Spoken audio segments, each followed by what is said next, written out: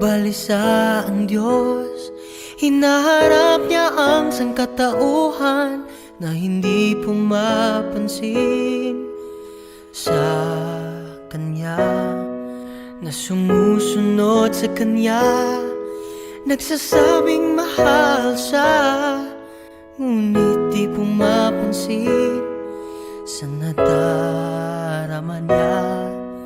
Paanong kanyang puso'y di masasaktan, kahit ang mga nagnanais maging kapalagayang loob ng Diyos, ayaw nilang mapalapit sa Kanya, makilala siya o maging mapag-saalang-alang sa Kanyang puso.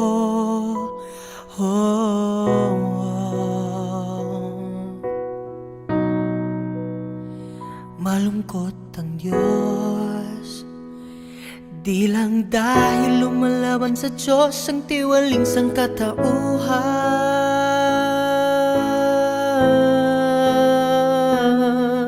kundi yung mga naghahanap maging espiritual, yung mga naghahanap makilala ang Diyos, maging yung gustong maglaan ang buhay nila sa Diyos, ay di alam mga iniisip niya. Di nila alam ang Kanyang disposisyon o Kanyang damdamin.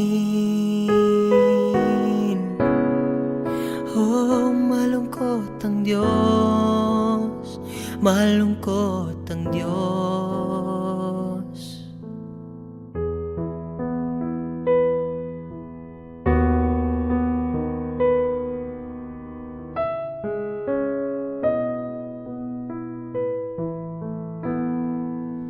Sa gawaing pamamahala ng Diyos, kahit na siya'y tapat, na gumagawa at nangungusap at hinaharap ang tao nang walang pasupali, mga tagasunod niya'y sarado sa Kanya, walang sinumang gustong mapalapit, unawain ang Kanyang puso o Kanyang damdamin.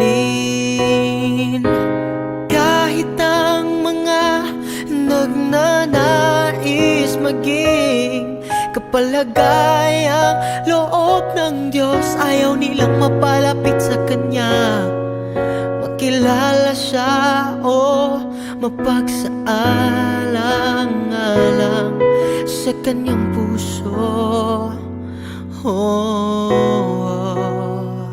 Malungkot ang Diyos, hindi lang dahil lumalaban sa Diyos ang tiwaling sangkatauhan,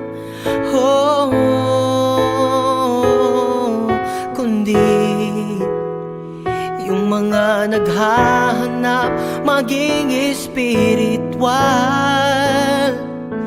yung mga naghahanap makilala ang Diyos, maging yung gustong maglaan ang buhay nila sa Diyos, ay di alam mga iniisip niya. Di nila alam ang Kanyang disposisyon o Kanyang damdamin. Oh, malungkot ang Diyos, malungkot ang Diyos. Pag nagagalak, Diyos walang kabahagi sa ligaya niya. Pag di maunawaan, puso niya'y walang kaaliwan. Kapag kanyang puso'y nasasaktan. Walang handang makinig sa sasabihin niya.